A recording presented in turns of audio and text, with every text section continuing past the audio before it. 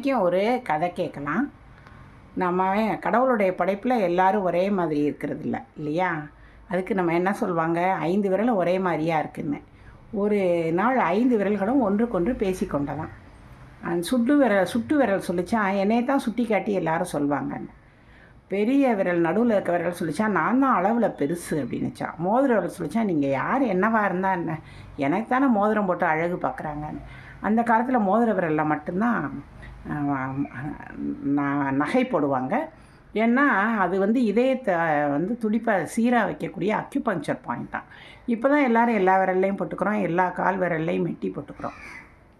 உடனே கட்டை விரல் சொல்லிச்சான், யார் என்ன பேசி என்ன, நான் இல்லாமல் ஏதாவது நடக்குமா, தம்ஸ் அப், கட்டை விரல் தானே எல்லாத்துக்கும் முக்கியம் அப்படின்னு சொல்லிச்சான். சுண்டு விரலுக்கு என்ன சொல்கிறதுனே தெரியலையாம். சாமிகிட்ட போய் ஒவ்வொன்றும் அழுதுச்சான். ஒரு இடத்துல நான் 5 பேரை படைச்சி என்னை மட்டும் ஏன் இப்படி படைச்சேன், எனக்குன்னு சொல்ல ஒன்றுமே இல்லையேன்னு. உடனே சாமி சொன்னாராம், பார்த்தியா, என்னை கும்பிடும்போது முதல்ல இருக்கிறதே நீ தான், உன்னை தான் நான் முதல்ல பார்க்குறேன், என்னை தான் நீ தான் என்னை முதல்ல பார்க்குற அப்படின்னு சொன்னாராம்.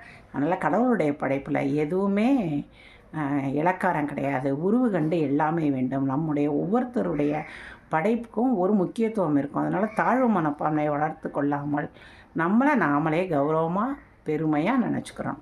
கதை நல்லா இருந்துச்சா?